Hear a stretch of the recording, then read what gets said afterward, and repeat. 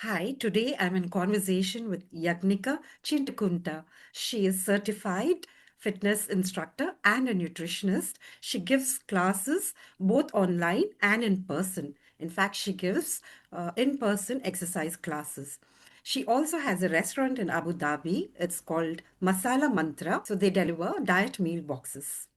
Today we have joined by Fatima. She is a certified nutritionist, life success coach who is deeply passionate about helping people transform their lives through science backed wellness. She also holds certifications from the Institute of Integrative Nutrition with a specialization in gut health and from the Jai Shetty Life Coach School, creator of popular Udemy course, The Easiest Way to Lose Weight. Through her Instagram and YouTube platforms, she shares honest and practical insights on nutrition, fat loss, and fitness. Thank you so much.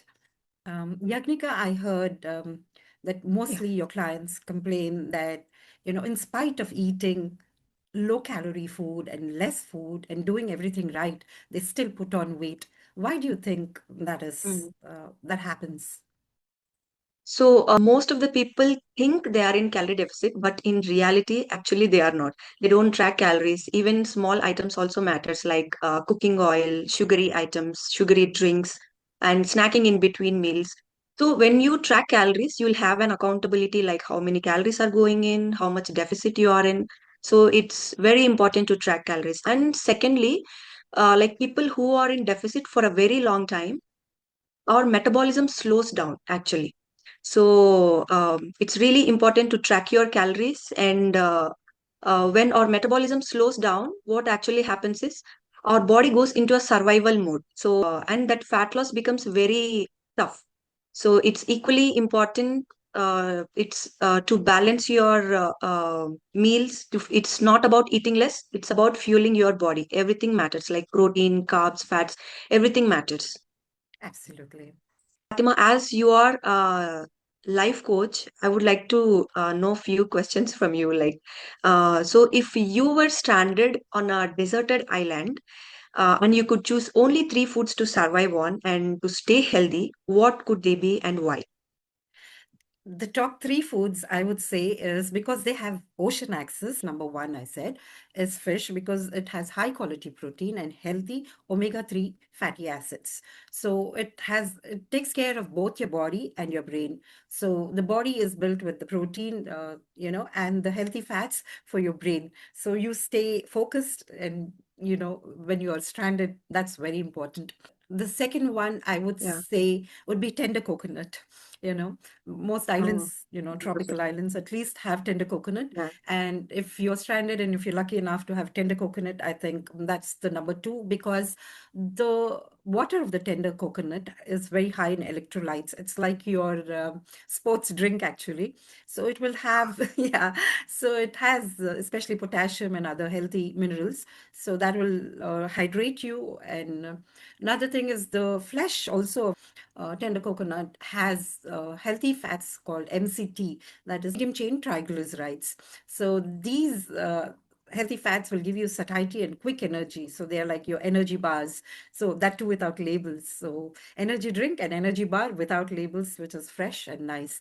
And the next thing is wild berries. So berries have fiber, so good for your digestion, and they're also Mm. having a lot of antioxidants, and they also have a lot of phytonutrients. So it helps with your digestion, Mm. and berries also are very good for your brain, helps with your digestion. So these are the top three foods I would say that you should consume, whether you're stranded in an island or not. Most women fear weight training. They think that weight training, is it really important? They think they'll put on bulk and they'll look man-like, and they shy away from weight training and tend to do lots and lots of cardio. What is your take on this? Oh my God, this is really a big myth because women doesn't have enough testosterone like men to become bulky. And honestly, losing weight is very easy than becoming bulky. Becoming bulky is very, very tough. Trust me, it's really tough. And yes, absolutely, it's very important for women to do weight training because after 30, women naturally start losing muscle mass. That's where weight Sarcopenia. training really Mm. matters. It actually preserves your muscle. It also boosts your metabolism. So I strongly recommend every woman to start weight training. Once they start doing it, I'm sure they won't stop. They'll just fall in love with it. Absolutely, and it's so important, like Yagnika says, Yeah. that weight training also increases your bone density. So it keeps your bones also healthy and it improves the mood also. So Yagnika is very right about that. That yeah, weight training is really important. And women out there, don't worry, you won't get bulky because you don't Yeah. have testosterone in that high amount. Yeah. Gut health Yeah. is extremely important. Your gut has over 500 million neurons, and it's also called as your second brain. And because it deals not only with only your digestion, it's responsible for your immunity, for your blood sugar control, for your, you get chronically inflamed when you have dysbiosis. I'll just explain what dysbiosis is. And you get cravings, behavior change happens, and also it affects your mood. Basically, when it comes to obesity, what happens is when two people eat the same food, one person with dysbiosis, what I mean by dysbiosis is people who don't have diverse bacteria and people who have more pathogenic bacteria in their gut than healthy bacteria. In the gut, if a person has something called candida, they crave sugar. And when they crave sugar, it's not a discipline problem, it's a behavior problem. And what happens is, because of your gut, you start craving sugar, and we all know when we consume large amount of sugar, we all tend to put on weight. The same thing I'm trying to say is when two people eat the same food, a person who has pathogenic bacteria or dysbiosis in their stomach, they tend to extract more nutrients from the same food. So if one person who extracts more nutrients from that food puts on weight, and the person who has a healthy bacteria does not put on weight because fewer calories are extracted from that food. And also our gut produces something called as a happy hormone called serotonin. 90% of that is produced in your gut. So when you're happy, you tend to make better healthy choices. And when you're stressed, you tend to do more stress eating, right? And because of your stress eating, you reach out for all rubbish that is available. So, and also your blood sugar is not in control. And because of that, when we have high elevated levels of blood sugar, you store fat. The main thing is this dysbiosis causes inflammation, a chronic inflammation, sometimes low grade and sometimes it can be high. This chronic inflammation also not only causes fat storage, it also causes chronic diseases like, obesity and your heart diseases and diabetes and so on. So your gut, guys, is very important. You may think, what is gut and why I should take care of it? This is exactly why you need to take care of your gut. Final question for Yagnika is, they are busy moms. These busy moms have kids, small kids, and a lot of household chores, right? They're that busy. How do they actually prioritize fitness? How do they stay fit? Yeah, you're absolutely right. And honestly, I agree. Women are busy with many things like work, kids, house responsibilities. Oh my God, a lot. Even I was in that phase also. So actually, we don't need hours to do workouts in the gym. We just need 20 to 30 minutes. That's fine initially. Just take baby steps. Try doing it. Just start it. Whatever it is, just start doing it. Just go slow, take baby steps. Honestly, I started my fitness journey when my baby was 6 months old. So I Hats off used to to do you. workout when my baby sleeps. So that's really important because I prioritized my health. Absolutely. um, that time my health was my priority, because if I am strong, then I'll be able to take care of my kid, my house, everybody will be happy in the house. If I am sick or if I am not well, or everybody, it's like a hell. It's not a home, it's like a hell. So I strongly recommend women to start weight training and prioritize your health. When you are healthy, everything will fall in place. Yeah, it starts with you, right? Absolutely. Yeah. Fatima, cortisol is commonly known as a stress hormone. And what exactly that hormone is, and how does it impact weight gain, belly fat, and obesity? How does it? cortisol is released when you're stressed. So it's definitely keeps you alert when you're stressed. So this is important for us. It's like a double-edged sword.